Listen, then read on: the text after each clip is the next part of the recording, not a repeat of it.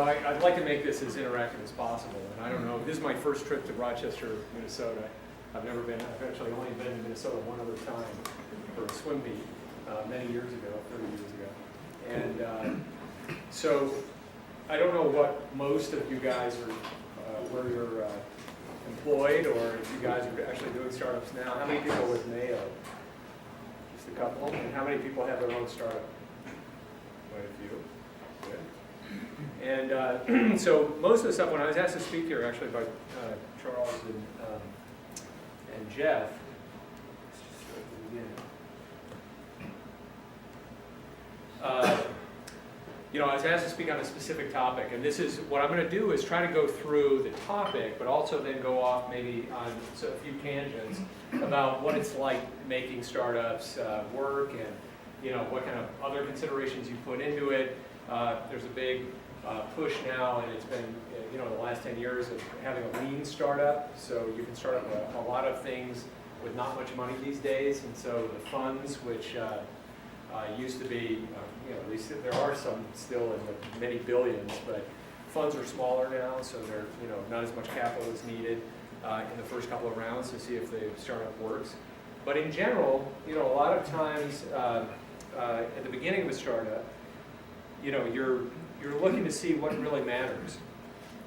And let me see if I can get this thing right. So I don't know if anybody knows who W. Edward Demings was. When I was in business school, he was a big deal, right? And he was a guy who sort of transformed manufacturing in Japan, and that's him. And he was famous for saying this thing, you cannot manage what you cannot measure. Does anybody know this? Right, everybody raised their hand in this. So we're talking about KPIs today. But, you know, in fact, and, you know, Demings was actually kind of a guru, you know, of just in time, but a big hero. He didn't actually say this. People think he did. And so actually I thought he did until I was putting this together and I wanted to go get this quote. What he actually said was kind of more interesting, and that is, it's not enough to do your best. You must know what to do and then do your best, right? It's more logical, actually, that actual quote, than, you know, you can't manage it if you can't measure it. So I wanted to start off with that, and also one by Werner Heisenberg. Does anybody know who Heisenberg is, by the way? The Heisenberg uncertainty principle, where he says you can't simultaneously measure the exact speed and the exact position of an object, right? Nobody gets this joke. So in Breaking Bad, that's Breaking Bad. He's Heisenberg. That's not actually Heisenberg. This is Heisenberg. But what's kind of interesting is the idea that when you're measuring something, you're actually affecting its position, so therefore you can't really effectively measure it. So I think that that's pretty, in startups, people do a lot of things in startups. They try to measure things in a kind of a, you know, a very methodical way. Most people that start startups are engineers, so they're very mathematically oriented anyway. So they spend a lot of time getting into the details of what to measure. And so what does it really mean to be a startup and what to measure? Well, let's look at what public companies measure. A lot of people, is anybody an accountant here? Does anybody have an accounting background? No? So public company, does anybody invest in stocks? Everybody should do that. Right, you go through a lot of things. The S1s, their quarterly reports, you listen to their CEOs wax on about things, and one thing you notice is they're all telling you different metrics. And the people that follow the analysts that follow these companies are actually, you know, usually guys in their 20s working for these investment firms, and they ask very aggressive questions to them. You know, what about you know, that metric that you had where you didn't get 2 more hospitals in, and the churn was 2, and the CEO doesn't even know these numbers. So it was buried way down in there, because to him that is not a key performance indicator. That's not a key performance metric, and he's got so many things to do in his day. He may have, you know, 250 or 1,000 employees, and he's just not paying attention to that thing. But yet this 26-year-old who, you know, just graduated college a couple of years ago, aggressively asks him these questions. It happens all the time. So startups are no different. You know, we're very in tune to saying how we cut down these metrics for big companies. On the financial side, I'm going to go through some of these. Is anybody? These are really tiny, but Has anybody had any experience with these kinds of things, like EBITDA? Remember when I was in business school and I couldn't even remember what the B was and the I was, and guys did have finance stuff beforehand. I was an engineer actually before business school. So EBITDA was kind of a funny term. And then they introduced all different kinds of variants of EBITDA, right? And so cash conversion cycle, actually I was just recently at Barnes & Noble, and our cash conversion cycle was a big deal because we had lots of these e-readers called Nooks. And we had hundreds of millions of dollars in inventory before Christmas, and we were saying, how fast can we sell these through, convert them back into cash so that we can actually do more engineering so that we don't, we can float well on this. I hope this goes fairly flawlessly. So another area that big companies measure are customers, right? Retention rate.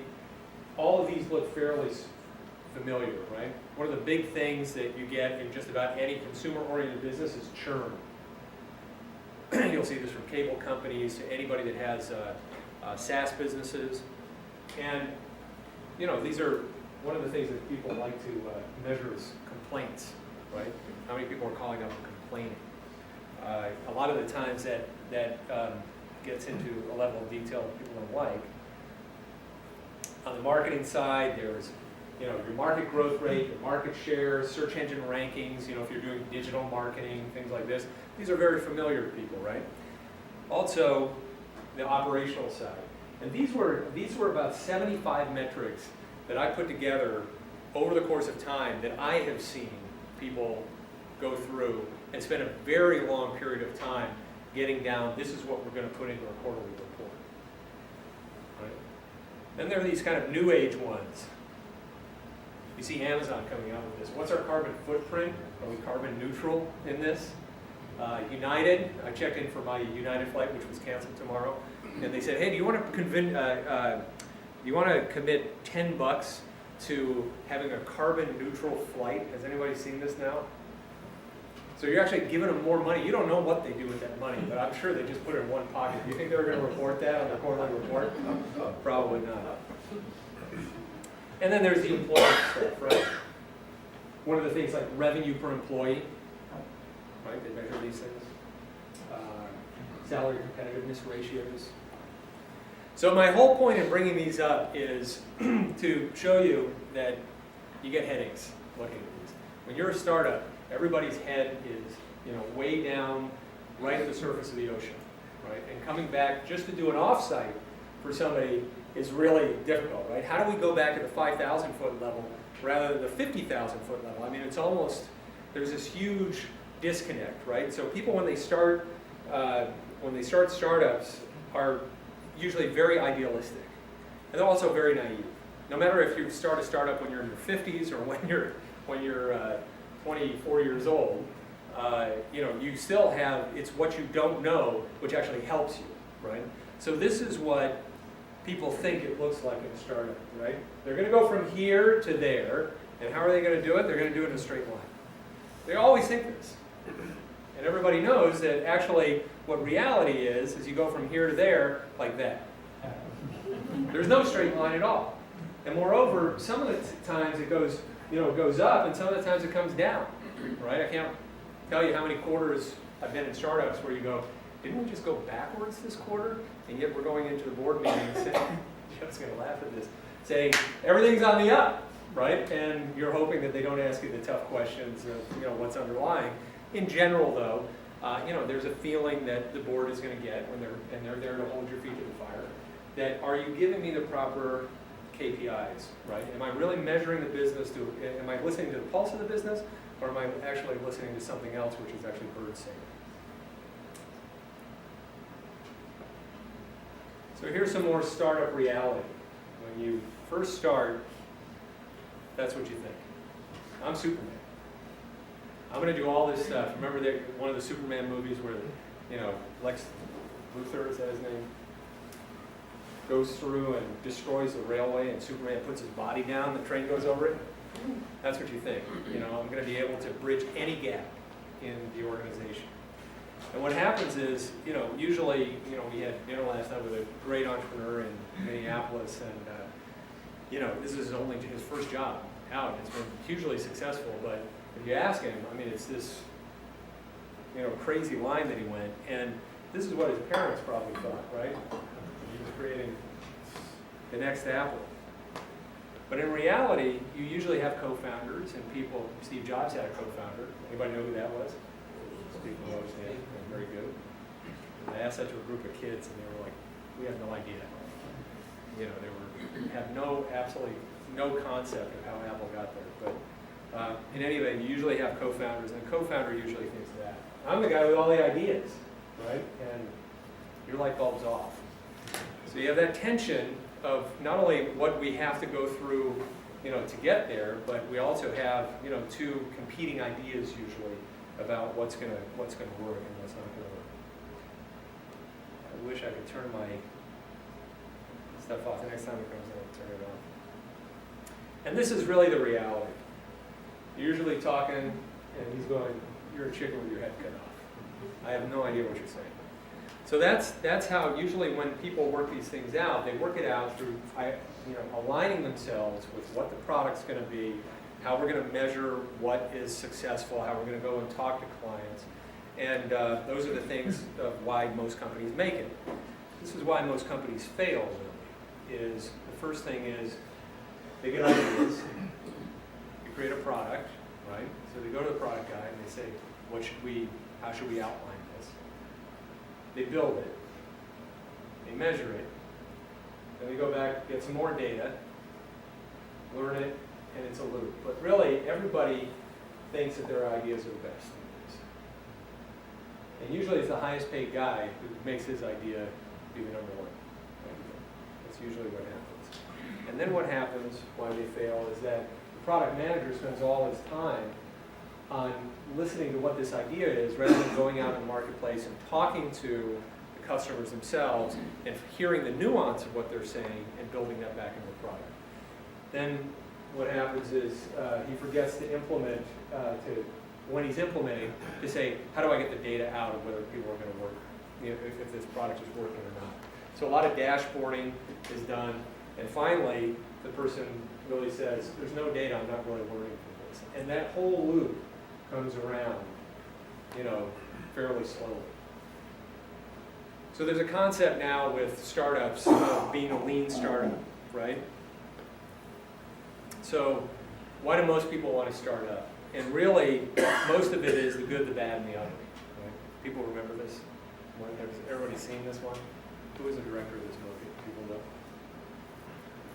Sergio Leone was the director. Yeah, he's an Italian who actually directed it. And it wasn't even shot in Italy. It was shot in Extremadura in Spain. Yeah, it was. But they were Italian. So in general, there's a reason why people are driven to make startups, and one of it is that they want to do something which is much bigger than themselves. They want to execute an idea, they want to be their own boss, and there are advantages actually to being in the corporate environment as well, right? What's the good of the corporate environment? It's lots of resources, right?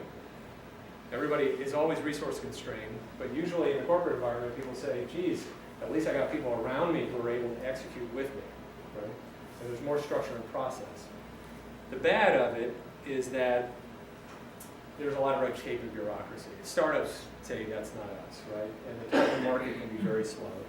And the final thing is it can stifle innovation and creativity. So people are just kind of coming to work and they're actually not doing something they feel is super creative, and so it's less fulfilling. And this incentive to feed the dinosaur, right? The dinosaur crossing thing, where people just say, look, I'm doing something and I'm feeding a system that I know is antiquated already, but I'm not going to put my neck out and do this. So there's the good, the bad, and the ugly of being in a corporate environment. But that's also in startups, right? What's the good of being in a startup? Anybody? It's exciting. It's exciting, right? Yeah. Anything else? Flexible. Right, exactly. Less bureaucracy, more nimble, and adapt to change. What's the bad of being in there? We mentioned it's the opposite, right? Can't get funding. Hard to get money. Hard to explain why this is going to be different. And it's difficult to get the buy-in from them. And the ugly, 9 out of 10 startups fail. Is that true? I think 9 out of 10 fail? No, they don't. So that's a popular myth. The 9 out of 10 fail. All right, so what's the real number, do you think, Charles? Funny, the last event we did, we talked about this a little bit, for what we think of a startup or venture back or companies that are raising capital to try to scale. The absolute failure is probably less than 50%, and then there's scales, scales of other outcomes. Some of it could be you lose money on the investment, the company doesn't do too well, all the way through Yeah. to huge success. But that number is a number from the Small Business Administration. That includes every hairstylist, every restaurant, every coffee shop. I mean, those are businesses that fail at a significantly higher rate and also shut down frequently after a short period Yeah. of time. So, Does it matter? Does it matter to any of you that started? If I just keep repeating, 9 out of 10 fail, 9 out of 10 fail, right? Is it discouraging? I still see people, they don't care. Nobody really cares.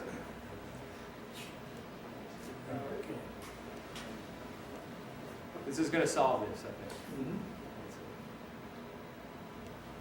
that was just offering you free Wi-Fi. Free Wi-Fi. I get it over and over again. So is anybody a baseball fan here? You are? Twins fan? Cubs. Cubs. Oh, masochist. Anybody else?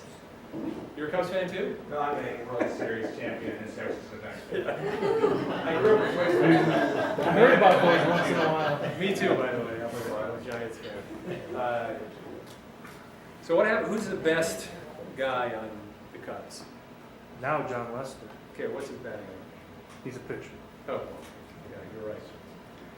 So what's the batting average? Around like 130. Okay, let's look at it this way. You take a look at the best guys ever, right? What's their batting average? Now they're slugging average. What's their batting average? Guy hit 300. He's 300. amazing, right? He's amazing. It means 2/3 of the time he's completely striking out. He's getting, everything. The idea is, does he get on base? So on base is sometimes 50%, right? When he's really a superstar, though. So when I say 9 out of 10 fail, it's a mixture of those guys that never even get him a raise, or the hairstylist, or the guy that starts a business then closes it down a year. But it's a mixture of singles, walks, doubles, triples, and combinations thereof in errands, right? That's the thing. When we love baseball, loving startups is about the same. That's usually what you see. So let's look at how to run lean, right? We talked about some of the KPIs in the beginning. We talked about actually how you get there, why things fail. But actually, there's a big concept now of running a company, a startup, very lean. You make, and a lot of VCs do this, and a lot of venture people do this, they put a very small seed amount into the company to see what it's going to do. And it used to be that seed investments were really for just kind of private investors, and now the funds do it as well. They invest many times less than $500,000, let's say. That you didn't hear about a lot of that going on, let's say 10, 15 years ago. But now you can do a lot of things of starting up tech startups with what? Has anybody used Amazon AWS? Somebody, right? You can use lots of outsourced services. There's a lot of SaaS services, software as a service, right?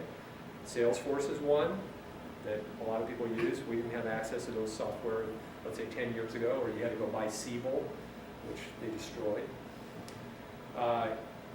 Databases are free, right? There's a lot of people use MySQL. They use, what else? Postgres.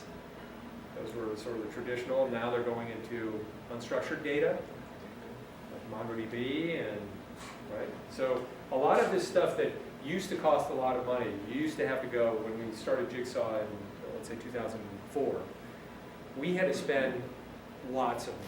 I mean, more than $1 million just in getting servers up. We had to have people going to the co-location site. We had to have DevOps people who were on staff, more people to hire, all of that stuff. The structure now has changed, right? So running a company very lean has a lot of advantages. And there's a lean startup approach, right?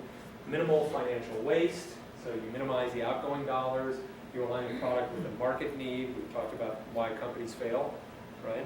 And then you minimize the time that you waste. So it's very much quicker to market these days than it was before. People know what a minimal viable product is, right? A lot of people, you hear this a lot. And to capture and test your idea faster. The last thing is to minimize the product waste, right? So deliver something that really solves this need in the market quickly. and obviously create a product where the market will pay for it. So this was the traditional approach to startup. Business plan, implement the business plan, right? You have these kind of product manager, became kind of product janitor, where the guy was just kind of sweeping up after everybody's ideas. He wasn't really having ideas of his own. And he prepares this offering for market following this very linear plan. They have Q1, Q2, Q3. You've got the total number of man hours, associated with those things, etc. So agile and waterfall development, you can go through all of these things, right? Here's the lean mode. You're very hypothesis driven. You say, geez, what if we built something like X? And then you go out and you find people to do this without really hiring them sometimes. You find them on Odesk, right? You find them all around you that are saying they're going to work for equity at the beginning of it. But the minimal viable products are getting out much, much quicker now. So the engineering, do people know what agile development is? You do? He keeps hearing. You want to come down and take a seat? We can find one for you. And then, all the way down, the failure tolerance has to be, you have to expect the failure, whereas, in usual there was a low tolerance because you only got one shot at it. And you take a look at the company AppBoy, which I was the COO of last year, they did 2 pivots before they found the product groove that they wanted. So they did 2 absolute, the guys were at it for a year and a half, and they have the luxury of doing that, before they actually hit on something that says, that's a product that people actually said they wanted.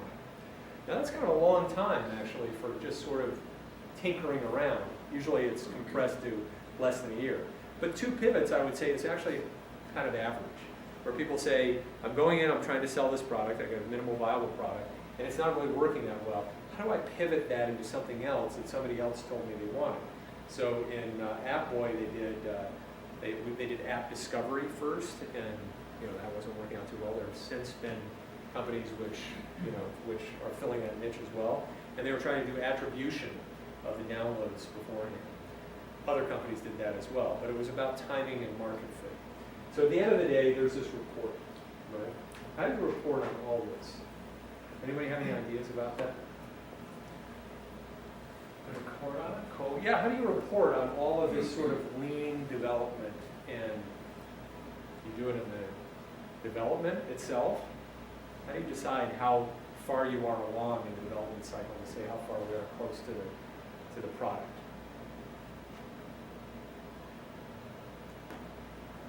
Yeah, it's tough, right? It's very tough. It's very tough because you don't have any sales yet. Sales are easier. I got one sales guy, what's his quota, what's his on-target earning, what's his base, how many things are, what's he bringing in, how many customers are churning, that's easy stuff.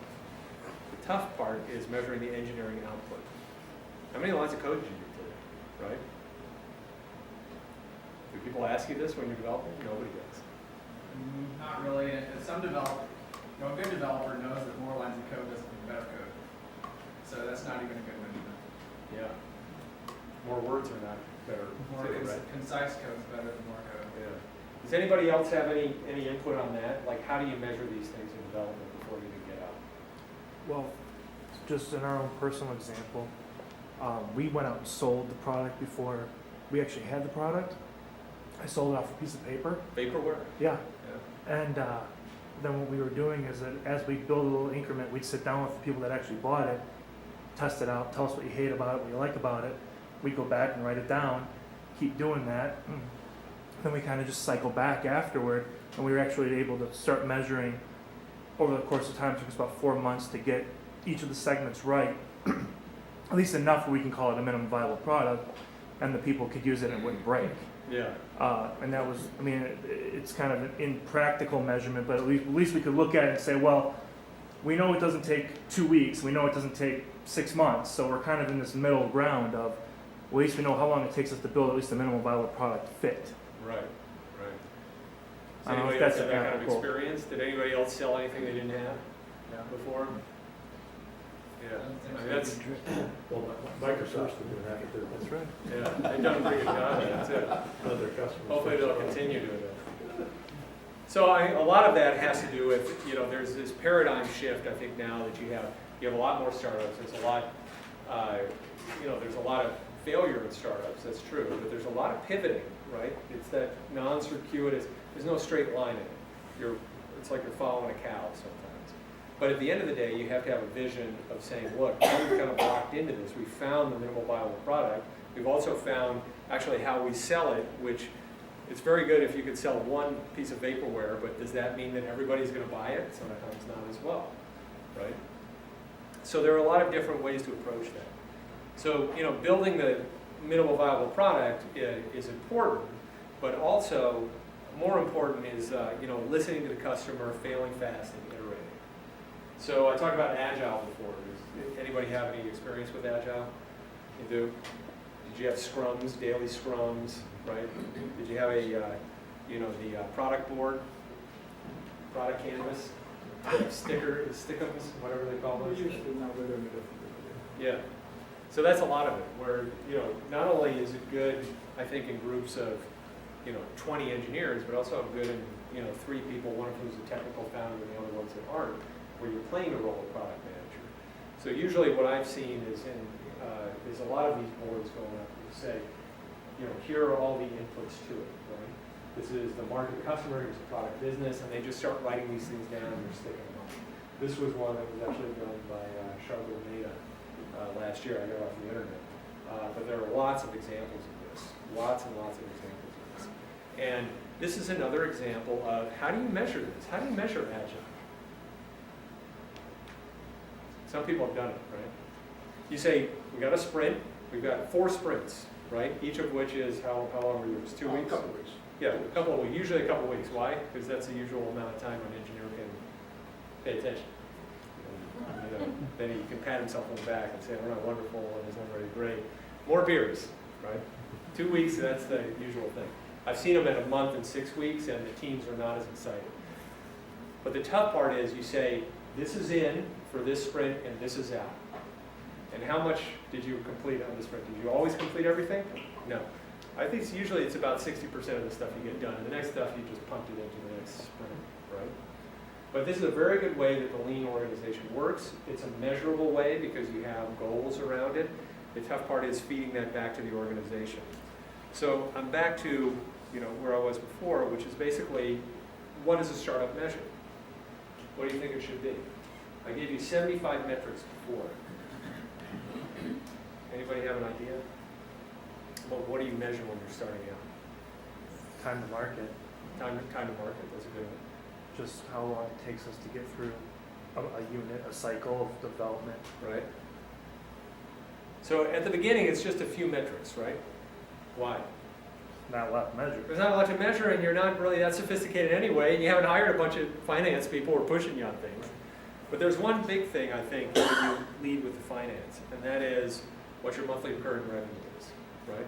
What's another thing in finance that's important? I mean, super important. Your expenses.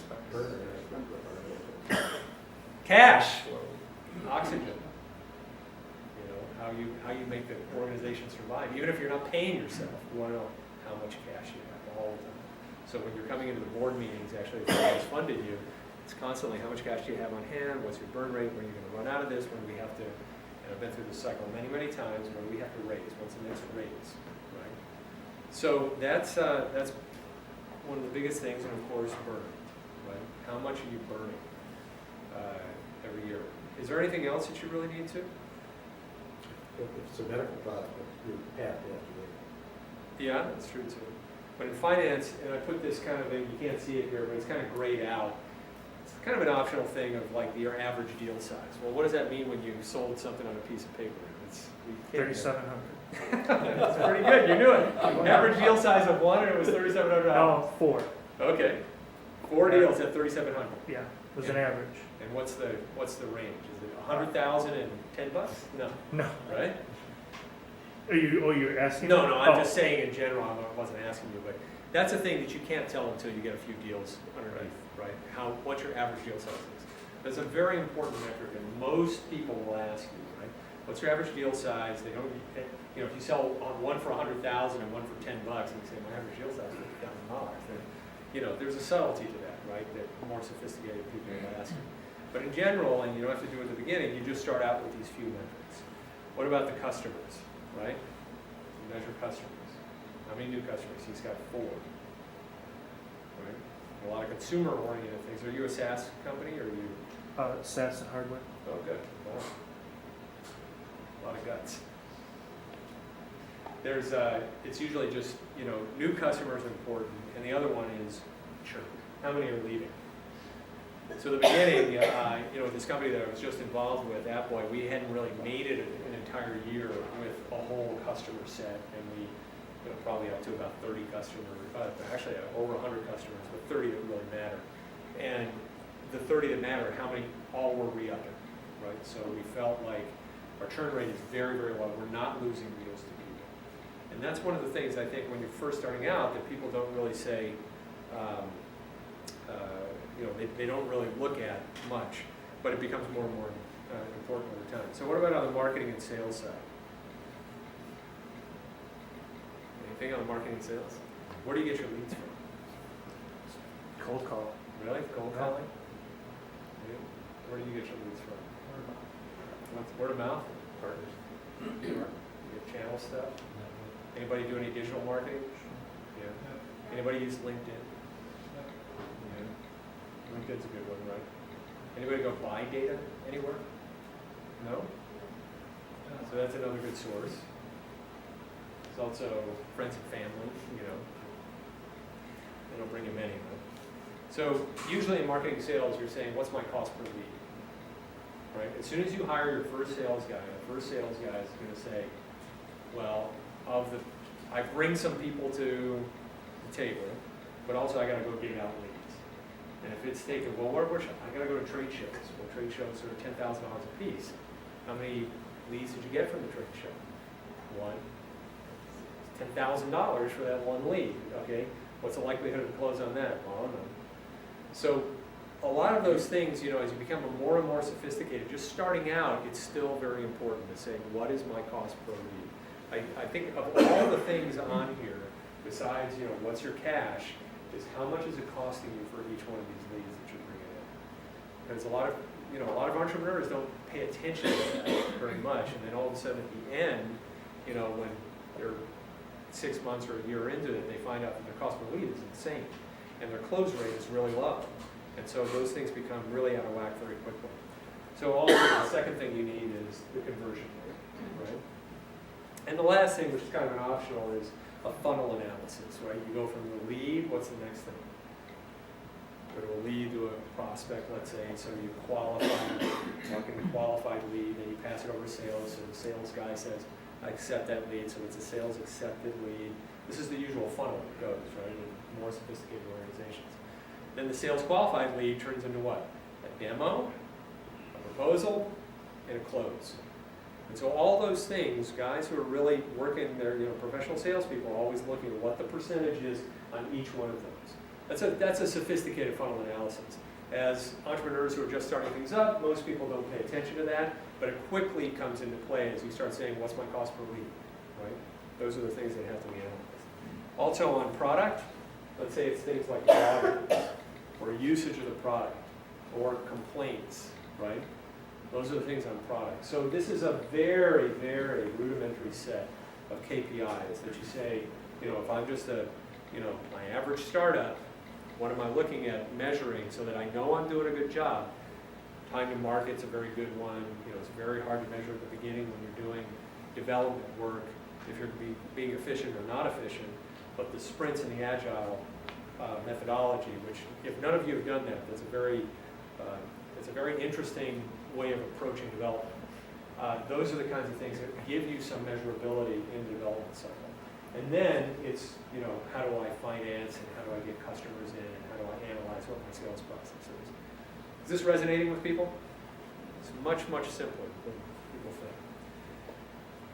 So, doing all this really gives you the room to grow into being a more sophisticated organization and to determine those metrics which are really uniquely important to you.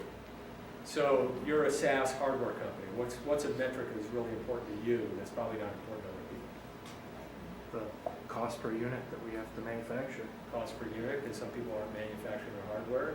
When you were doing the agile development, were you paying attention to development budgets and things like that? Right? So there are some things that you're gonna measure, which a lot of other people are just gonna say, that's not even important. You know? And so those are the secondary layer, I think, of KPIs. So I got some examples of that. Like, this was TechCrunch. Everybody read TechCrunch? Everybody? Who was the founder of TechCrunch? Anybody know? Michael Arrington. So it was funny because he was starting out back in here, and he was trying to make a name for himself. And we had a company called Jigsaw, which was doing business to business, basically business cards, so data. So if you wanted to lead, we didn't really have LinkedIn at that time, right? You would go to Jigsaw because people would put their business cards onto there that were not in their pipeline. It was for salespeople, right? And Michael Arrington, the founder of TechCrunch, picked a fight with us for a controversy. He picked a fight with a lot of people. But, they called us evil. So it's his big article I still have. It's still on TechCrunch called Jigsaw is Evil. That was back here. So basically what he did is created a lot of controversy, and he just couldn't get, and then he broke out. He really realized that it's all about controversy and headlines, but he hired a bunch of people right here to create content. And this was actually their KPI. It's a lot different, right? And he just started out, just right here. So this is a company actually that is, it went way up, and then Arrington had a heart attack, I think, right here, and so it just kind of went flat for a while. But it's interesting because they did quantity for a long time, and I think then they decided, we don't need to do that. Well, and then he sold the business. They sold the business, yeah, that's right, and they decided to do different things with it. So that's the kind of thing that I mean. You're going to have these kinds of graphs which are specific only to you, which you're going to want to measure all the time, and this is how they did it, right? They just said, how many total articles are going onto TechCrunch? Here's another one. How about cost per acquisition, right? Where you can't read this, but blended mobile cost per acquisition. So guys are in an app and they're trying to figure out how much it costs them to get one download. That's not applicable to you at all, right? But it's applicable to them, and that's what they're basing their major KPI on. Here's another one. Login failures and deploys. That might be applicable to you. And this one, how many people on Mayo? This is the cost per genome. We just saw this today. It's a logarithmic scale from September 2001. How much it cost you to map an entire human genome? Do you know how much it was in 2001? $100 million. So this is Moore's Law. And that's where it just started violating Moore's Law. So it would have gone straight out this way. But now it's roughly about $4,000, about $3,500. So this might be, a KPI that people who are in the gene sequencing business need to understand. So that is my presentation, and we do some Q&A and some more back and forth for the next 10 minutes or so, and then have no more pizza. So, any questions? Mark, with Jigsaw, can you talk a bit about not just the metrics, but how you collect them? And nowadays, you mentioned with some tools you think are approachable and easy to check out to start gathering some of this information and being able to work with it quite a bit. So that's a good question. Every business is built on a different fundamental, right? So Jigsaw, this company, we built it on SEO. Everybody know what SEO is, search engine optimization. Why? Because we had a lot of data coming in. We had millions of business cards that were coming in. So we were optimizing on people doing search because Google was, just this, we're way back in 2005. And we're figuring out the cat and mouse game. So when somebody typed in Marc Parrish with a C, unique, right? We'd come up right at the top. Within the first three, we were right at the top. And so it said, hey, are you looking for Marc Parrish? We got his business card. And we were competing with a company called Hoover's. Everybody, Dun & Bradstreet knows, right? They used to be sort of the de facto go-to for who's in this company. How do I map this company? And they did it the old-fashioned way. which is, they called up the company, says, who is your CEO? And their data wasn't changing much. Hoover's was usually on the second page or third page. They didn't figure it out. So not only were we getting many, many more contacts, but we were optimizing for the search engine. And what we did is we built pages that were light, only for SEO. Normal consumers didn't see them, just landing pages for that person. And those were, when people hit us, they would go, oh, this is kind of interesting, let me sign up. And so what were we measuring? We were measuring how many people coming in from SEO. We were measuring how many people converted on that page to actually give us a login. If they wanted to contact or not, we would actually ask them to clear their email account. And we built this whole funnel. It was actually kind of a decision tree down. And we were measuring each one of those. So now, Salesforce does a lot of this stuff for you, right? And Salesforce, if you're doing a lot of outbound B2B marketing, they'll integrate with tools like Marketo or Pardo, those kinds of things. So we built our own tools internally to do this before we even had Salesforce to do it. And ultimately, obviously, we went and bit the bullet and bought Salesforce.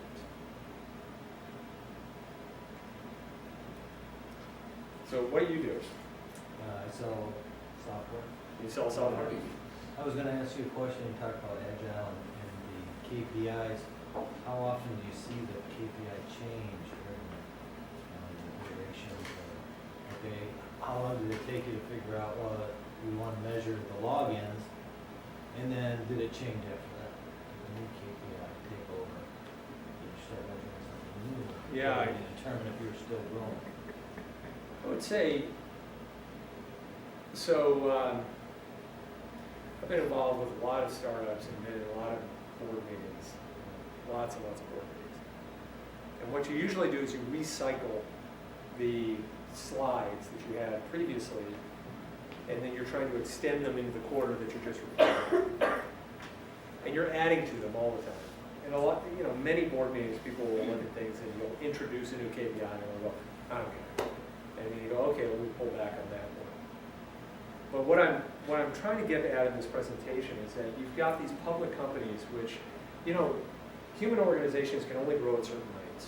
And I've seen this a lot. And it's very difficult to go from a complete startup, hit the gas, and get more than 15 employees in a year, no matter how much funding you have. You're just not hiring the right people. And think about that. You got to have how many interviews do you have to do to get one person? 3, 4? And then, so you're interviewing all the time. Then in the second year, you can really only go to about 30, and the third or fourth year, 60 to 100. That's really kind of the natural growth rate of things. When you start looking at, companies which really do this well, they're constantly testing, geez, is that if I can't lay out a map of what I'm doing, I don't want them to do it. And, a lot of people that, in board meetings and doing startups have to start at this small, I just have a few KPIs and let me add to them. Let me look at the ones that I look at every day and then the ones that I look at on a monthly or quarterly basis whenever I'm meeting with people that really need these. But you can easily get into a lot of, analysis paralysis, obviously. You take too much data, people start looking at the data constantly, they don't pay attention to the business, they're paying attention to the numbers going on around the business, right? Which is not running a business, right? At the end of the day, you got to be out doing customer visits and you've got to do a lot of stuff. But you need to have a fundamental look at these kinds of, things and how many KPIs you can really take on. You can't get to 75 KPIs unless you're a public company. Are you in sales or are you? I am. Yeah. So you work in Salesforce as well? Do you want to buy something? No. Okay, whatever you're selling. We actually have a small sales automation program that's a SaaS that we built. Yeah. We try to stay innovating. You work in Salesforce as well? No. No, you don't. Okay. And Salesforce has added many, one after another, ability to measure, right? And they do it a lot better than they did 5 years ago. So we have a small startup that's 1 year old, and we have products and services, which is a genetic GPS system to track cells and viruses. So we are A small. GPS system to track viruses. Yeah, and or cells, regenerative medicine, stem Wow. cells, we can track it. So it's a new technology, but you know, what is adopted, everybody is using is easy. So when you go to a customer, so we make the call, they say, great, come and show us a demo. We show them the technology and they say, well, let me think about it. So the adoption takes a long time, and not everybody is, they're waiting for somebody big shot to be, you know, adopting it, and they see it and they want it. So there's no desire for it, because I think the imagination is not there yet to do the science, and this is science and research. So you have to keep, you know, what is the strategy to do you keep going back to the same guy, or do you go and look for new fish to, you know, hunt or fry? What is the strategy? So usually, you know, sales professionals will have a whole funnel like this, and they'll score each one of these leads in a way. They'll put them in a bucket that says, you know, he's to be converted 3 quarters from now. I don't know what, you know, I don't know if he's going to buy or not. So his likelihood to buy is 10%, and then they'll use that to say what's their commit for the quarter, like how much they can commit for the quarter. So I think what you're asking is actually 2 different things. One is, how do I break out in the marketplace so people say, hey, this is the safe choice over here. And then the second thing is, how do I sell to them so I'm not wasting my time all the time? Right? That's part of the sales process. This one is, you have almost no control over until you get the big. So what most companies do is they go over after the brands first, you know, guys who are big in the marketplace. They land those guys. Sometimes they lose money on those accounts. There's a good company called Omniture, which is actually part of Adobe. And Josh James, the guy that started this, was a real genius at this, because there was an entrenched player called Formetrics. And Formetrics was the de facto, that was the safe one. And Omniture came around and said, I'm going to go and undercut them everywhere with the brands. And one of the biggest brands they landed first was Apple. And then once they got Apple and HP and Amazon using it, they just said, those are all my logos, and all you mid-tier guys have to pay a lot. So that's a good strategy of just saying, like, you have to go out and land those things first without, I mean, we cut some deals actually this year with AppBoy, which were not good deals for us, but they were great brands. So we actually, you know, we're mildly profitable to mildly unprofitable on these things. But when you go out and you say, well, we have USA Today, and we have Urban Outfitters, and we have Samsung using us, and Microsoft, and people are like, oh, geez, I'm not taking a risk by going with you.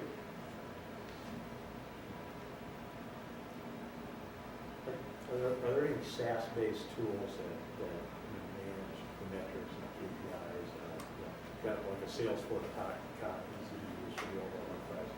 Because I'm familiar with, you know, in bigger organizations, we use balance scorecard software and good tools that kind of spread through the whole organization. Most are on the finance side. But is there any that kind of captures what you're talking about? Yeah, I mean, there are a lot that, Tableau is one where you can actually sit on top of your system. There's a company that called Metric Insights, which, you know, but usually you have to have a data store where those things are. So whether they're coming from your website, Google Analytics, or coming down from Salesforce and put it in your data warehouse, these tools have to sit on top of them. Otherwise, if you're manually entering them, yeah, it's just not going to work. So you collect all this data through metrics, right? So how do you know that, you know, it's performing around the industry, or better than the industry? Are there sources where you... Yeah, there's a real good rule to this, up and to the right. Right? So, make sure all those things are going up and to the right. I did a presentation a couple of weeks ago, and I was showing how I did it where the percentage of the world that didn't have internet, which was coming down. If you go, there was a slide that was actually taken from this in Andreessen Horowitz, big recruiter in Silicon Valley, and a guy did a mobile presentation. It was called "Mobile is Eating the World," and he's a British guy. And he just did this graph that came down. This is the number of people in the world out of our 7 billion that don't have internet, and it's going down. And then he shows mobile, and it's just rocketing, right? So everybody's getting a smartphone in the last 3 years, everywhere in the world. And when I showed it to somebody, he goes, "Wait, that's not up and to the right. What's going on there?" I said, the human brain just wants to see that. So Yeah, there's, I mean, I'm being flip, I guess, for your question is, how do I know what percentage of the market or how, those things really, you have to do much more sophisticated analysis. My point on this presentation was really that, look, you have to evolve in how you measure things and report back. You can't get too devious at the beginning, don't worry about that, just worry on those basic KPIs. What's my cash burn? How many people are coming in? How is my sales process doing around that? And then as best you can, how's my engineering doing, right? And then you become more and more sophisticated. So when you say market analysis, that is one of the biggest things that you have to look at as sort of a secondary, how big is this market and am I going to be able to take advantage of it? And then how fast am I penetrating it versus the guy that started 3 years before? The usual McKinsey things. Okay, any more? No? Well, I think we can get to the social part of the evening then. Thanks for coming. Yeah, thank you.